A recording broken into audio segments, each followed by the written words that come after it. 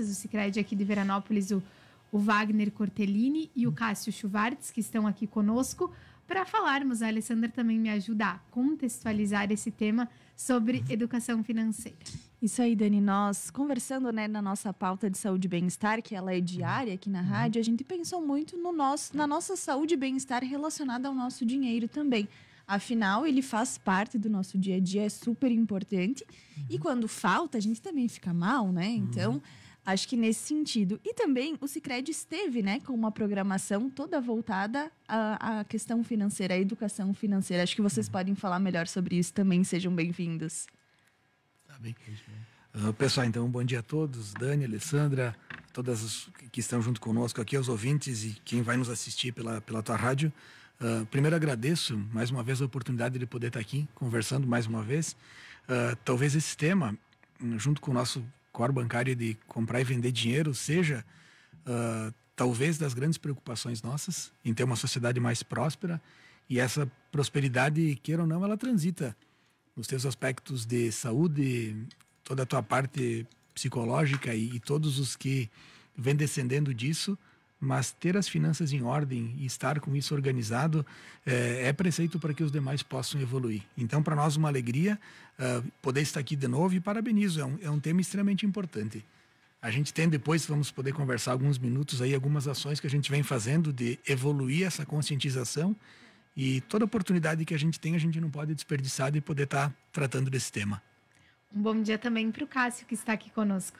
Bom dia, Dani. Bom dia, Alessandra. Todos que nos acompanham na tua Rádio Veranense. De fato, para nós é uma grata satisfação poder voltar aqui e falar de um tema muito relevante, que é a educação financeira, né? E a Ale bem trouxe em setembro, por uma iniciativa do próprio Banco Central, onde é comemorada a Semana Nacional de Educação Financeira, né? Então é onde o tema está em mais evidência e mais ênfase. Mas reforçando que a gente tem muitas iniciativas e muitos movimentos de educação financeira ao longo de todo o ano. Sejam nas escolas, sejam para o público adulto, seja inserido dentro das empresas, que abrem o espaço para a gente poder levar um pouco mais de informação e de boas práticas, né? Porque educação financeira passa muito por comportamento e boas práticas, né? Que é um pouco do que a gente vem tentar trazer aqui hoje. Então vamos lá, para o nosso ouvinte, né? Agora vamos de profissionais aí do ramo financeiro nos falando sobre como a gente tentar ter uma melhor educação financeira. A gente sabe que os dias atuais não são fáceis, né? A gente sabe da desigualdade também que existe, diferentes possibilidades que cada um tem, mas existem dicas, existem formas das pessoas buscarem seguir, né, o caminho correto aí. Tá bem. Dani, então, tentando responder aqui, acho que a gente tem hoje algumas cadeias que 35 colaboradores nas duas agências, todos com total habilidade de poder falar sobre educação financeira. Então a gente convida os nossos 11.500 associados e a população como um todo. Estou passando por dificuldade, eu preciso entender mais sobre isso. Nos procurem, a gente está à disposição. A gente tem alguns outros movimentos, então, que também a gente se coloca à disposição aqui, a níveis de empresas que operam folha conosco ou não, escolas também que nos chamam para a gente poder conscientizando o pessoal. Mas se a gente puder aqui, daqui a pouco, levar uma mensagem aos ouvintes, que era o que a gente conversava agora um pouquinho, na grande maioria das vezes a educação financeira ela vai transitar por esses aspectos que o Cássio começou a colocar no início da entrevista aqui, que ele vem muito de eu ter um diagnóstico, o que se passa daqui a pouco com as minhas finanças. Existe sim a desigualdade, mas a gente consegue testemunhar rendimentos menos expressivos fazendo reserva financeira, salários expressivos tendo um alto índice de alavancagem financeira. Então aqui necessariamente o que eu recebo versus o que eu consigo guardar, ele não está na mesma proporção. E então a gente reforça isso de certeza absoluta, ele concretiza esse pensamento que eu preciso ter uma organização. E o grande resumo, a gente falava sobre um método que era o DSOP. Primeiro eu guardo as minhas reservas para todas as possíveis necessidades que eu tenho, e na sequência disso eu vou pagando as minhas contas. Agora a gente tem uma evolução nesse método, na verdade, Mas quando a gente fala do COPS, que é um segundo método que foi desenvolvido, ele trata muito o pessoal de conseguir estruturar todas as minhas entradas, menos todas as minhas saídas. E talvez se a gente pudesse iniciar aqui a provocação nós temos isso anotado em algum local? Porque se eu consigo ter a minha entrada, que essa é mais fácil, principalmente quando a gente vai pegar a renda de alguém que tem um salário X, ela é uma única entrada. Talvez 2, 3, se tiver algum agente da família que também possa colaborar com isso. Mas quando a gente for categorizar as despesas, talvez aqui seja o grande clique que a gente possa estar deixando para o pessoal. Tem uma noção hoje de quanto custa luz, água, telefone? Qual é que é o meu consumo enquanto vestimentas? Qual é que é o meu consumo enquanto mercado? Porque todos, independente da condição que está de renda do mês, é importante que tenham um objetivo de, daqui a pouco, curtir um veraneio com a família, fazer uma troca de veículo, pensar na casa própria. Então, esse equilíbrio de eu ter anotado as minhas entradas e catalogar todas as saídas, lembrando que ao final delas a gente tem outros sonhos que a gente quer desenvolver com a família, talvez seja o resumo da nossa conversa aqui. Depois eu preciso de um dado para poder gerenciar ele. E se eu tivesse dado posto o quanto que é o meu consumo, vou exemplificar aqui, seja de combustível, de supermercado, de vestimenta, o que eu posso estar melhorando nisso? Porque eu vou ter que propor alguma redução aqui ou eu vou ter que aumentar a renda. Não tem outras mágicas. O que tem evidenciado esses dois lados, da entrada e da saída, eu consigo ir fazendo ajustes. E daqui aí o convite nosso é que sempre ocorra esse movimento em família. A gente poder ter filho, ter os cônjuges conversando sobre, pessoal, essa é a nossa entrada. E aqui a gente anotou a nossa saída. Anotada a nossa saída, se a gente puder reduzir um pouquinho aqui, essa redução ela pode se tornar a parcela do carro. Ela pode virar o veraneio meu sem eu ter que me alavancar.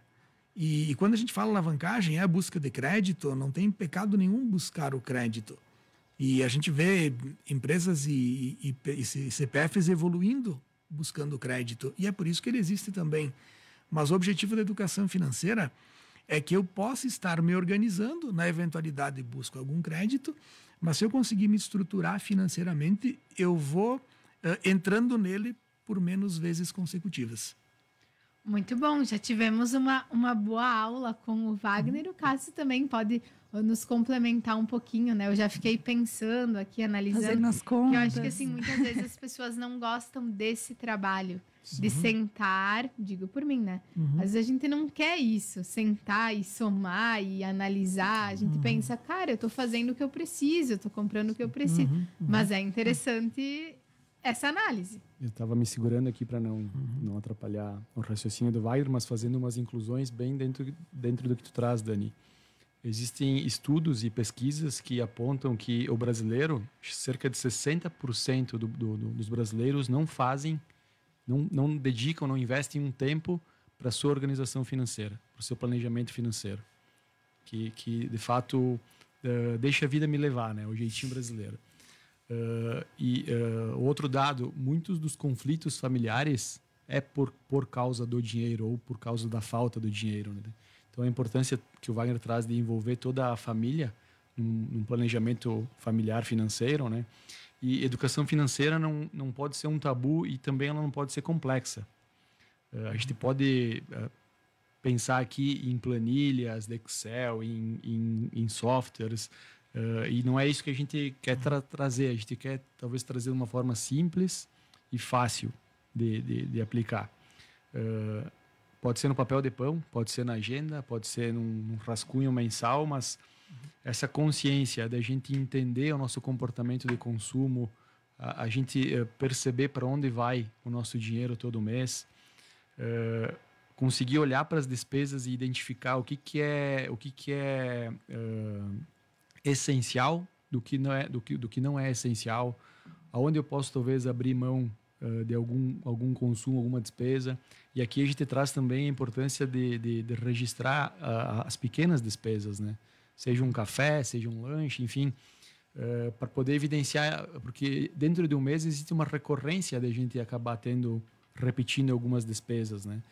E esse diagnóstico que o Wagner traz como um dos pilares da metodologia, e educação financeira não existe uma mágica, né? Existe método, existe metodologia para isso, que é a fase do diagnosticar, que é identificar dentro do mês ou 2 meses de um ciclo de ano para onde vão as nossas despesas, já nos traz uma primeira reflexão do que de fato é essencial, do que de fato são despesas supérfluas, não essenciais.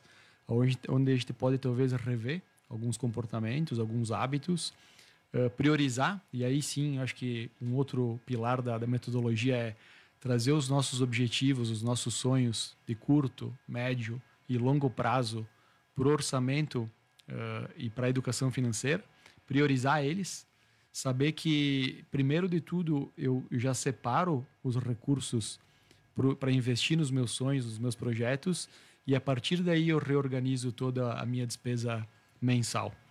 Então, quando você bota o sonho e o objetivo como primordial na organização financeira, as coisas tendem a ser mais fáceis, os objetivos tendem a ficar mais atingíveis, mais possíveis, né? Então, dentro da metodologia, seja na DSOP ali, que seria diagnosticar,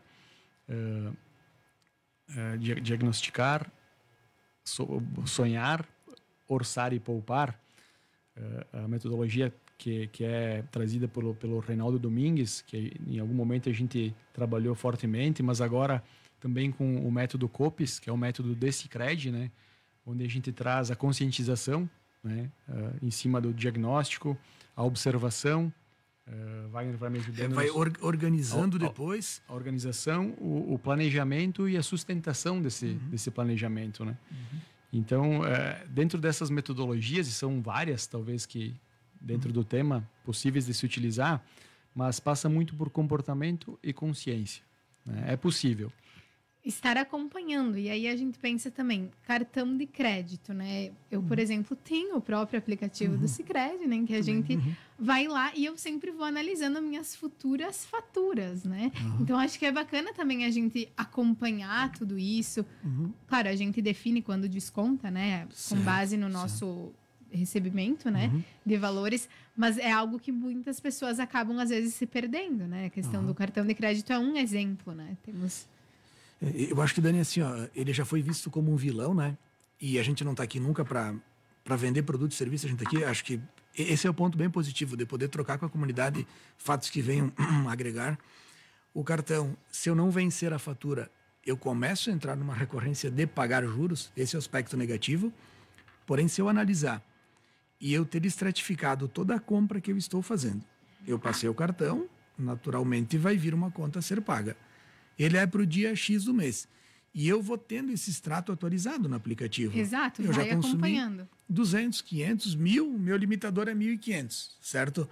Bom, se eu estou chegando a 1.500, ele também é uma forma de organizar e é um educador financeiro.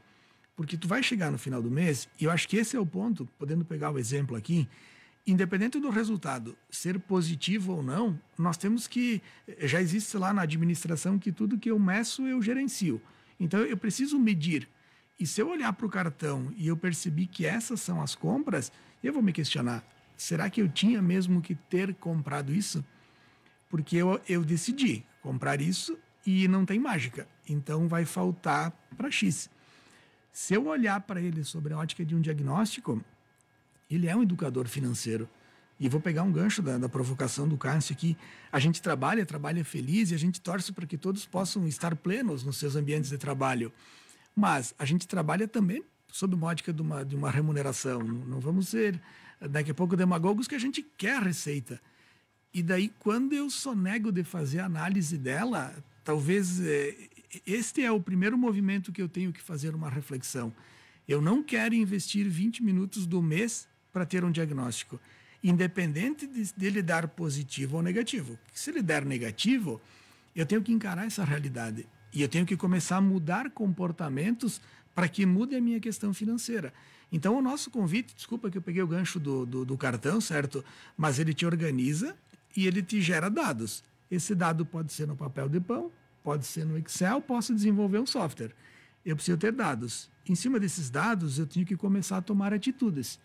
Então, gerou uma consciência e agora, possivelmente, eu começo a ter êxito. Óbvio, tem que estar treinando, tem que anotar. Eu tenho alguns comportamentos, alguns consumos que já foram. Então, eu vou demorar um tempo para colocar essa educação financeira na mesa e ela começar a gerar resultados. Mas o que eu preciso é fazer o diagnóstico, para depois mudar as ações e ter um resultado diferente. E dá uma alegria, né? Quando você começa a organizar, a ter essa ciência. Porque a partir do momento que a gente não senta, não anota, não analisa, a gente vai seguindo, né? A gente não... O problema só vem no final, digamos, né? Mas quando a gente vai acompanhando, a gente vai tendo o poder dessas decisões e saber como elas vão acabar impactando, né? Acho que muito bacana o que foi dito, né, Alessandra?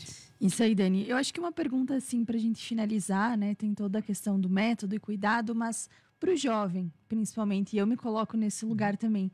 Cresci a minha vida inteira com meus pais falando, tem que guardar dinheiro. Só que a gente tem uma dificuldade, e isso é comum, eu acho, de guardar dinheiro. Mas como a gente pode começar? Existe alguma regrinha? Eu ganho X tanto por cento, eu teria que guardar para conseguir ter ali um alívio, caso precisasse?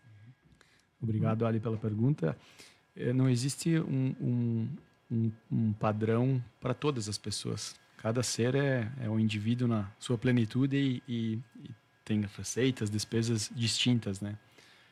Mas passa muito por comportamento, né? E dentro de uma provocação que a gente faz nas formações, a gente normalmente abre fazendo essa provocação, se a partir de hoje eu parasse de ter a minha receita mensal atual, por quantos meses eu conseguiria me manter no meu atual padrão de vida, sem me alavancar financeiramente, sem ter que recorrer a crédito ou a família, enfim, para acender uma luz sobre reserva de emergência, né, que também é um tema bem importante que a gente trabalha na educação financeira, né? Dentro do que o próprio dado estatístico traz, né, que cerca de mais de 65% das famílias brasileiras estão endividadas, muitas delas com dificuldade, inclusive, em manter a pontualidade dos seus compromissos, né? Mas como a gente se organiza para os imprevistos? Como a gente se prepara para a dificuldade? Porque vai acontecer. Em algum momento a gente vai passar por uma perda de emprego, por uma doença, por uma viagem inesperada, por uma despesa inesperada, enfim. Como a gente se organiza e se prepara para buscar e construir essa reserva de emergência é muito do que a gente trabalha também no nosso atendimento diário, né, no nosso dia a dia. A gente estimula muito o associado para que ele se preocupe com essa reserva de emergência, para que ele consiga olhar para uma qualidade de vida na velhice, para buscar uma independência financeira no futuro, uma complementaridade da previdência social, como ele tem uma qualidade de vida também lá na frente. Então, são temas que a gente aborda na educação financeira, mas talvez voltando para a tua pergunta, né, Ali? Não existe uma fórmula mágica, mas toda caminhada começa com um pequeno passo, né? Então, o convite para os jovens talvez e aqui talvez a gente abre também um canal de conhecimento do Sicredi, que é o Sicredi na Comunidade. É uma plataforma, é um hub social do Sicredi que já existe há cerca de 7 anos. Só procurar lá na internet Sicredi na Comunidade, ele canaliza para diversas formações, inclusive em temas ligados à educação financeira, com metodologia, com dicas, com boas práticas, onde o jovem pode talvez buscar conhecimento e formação, que eu acho que é a base principal para começar a construir uma educação financeira, conhecimento. Então, acho que o que a gente talvez precisa é incentivar cada vez mais e a educação financeira está presente agora nas séries iniciais. O Sicredi é apoiador do projeto Cooperação na Ponta do Lápis, que está inserido em todas as escolas municipais, onde leva esse tema educação financeira. Porque eu faço uma reflexão na época de criança e de juventude, quanto fez falta, talvez, me aproximar mais desse tema lá atrás. A gente teve que correr por fora e depois buscar capacitação, conhecimento, formação para conseguir implementar a metodologia na prática, né? Então, ali acho que é um pouco disso, é buscar informação e começar com o primeiro passo, seja fazendo um diagnóstico, seja entendendo um pouco mais sobre a metodologia. E o Sicredi tem essa plataforma que é bem rica de conteúdo, gera certificados, inclusive, e é acessível para associados e não associados, é para a comunidade em geral mesmo. Então fica a dica já, né? E dedicando um pouquinho do teu tempo, né? Acho que esse é o canal também. A gente agradece muito, então, a presença dos gerentes do Sicredi, né? Aqui de Veranópolis temos o gerente do Sicredi que fica na Avenida Júlio de Castilhos, que é o Wagner Cortellini, e do Sicredi que fica na Oswaldo Aranha, que é o Cássio Schwartz. Muito obrigada, um excelente trabalho para vocês. Muito obrigado, meninas, pelo espaço. Meninas, parabéns mais uma vez. Acho que é um tema, de fato, que vai impactar. Teríamos horas para ficar falando. Estamos à disposição. Respondendo, olha, talvez em quantitativo existe teoria que fala em 10%. Se eu conseguir, da minha renda, guardar 10%, é um insight bem positivo. Mas obrigado, parabéns pelo tema, estamos sempre à disposição. Um abraço a todos aí. A gente que agradece, então, ao Sicredi, né, que nos contribui conosco aqui no quadro Saúde e Bem-Estar, em nome de Vivere Clínica de Oncologia. Fonoaudióloga Josiane Mesquita. Mária Angular Dauas, médica oftalmologista. E médica Jaima Ferrer Puentes. Agora 10h33, 21 graus, vamos para o intervalo e já voltamos.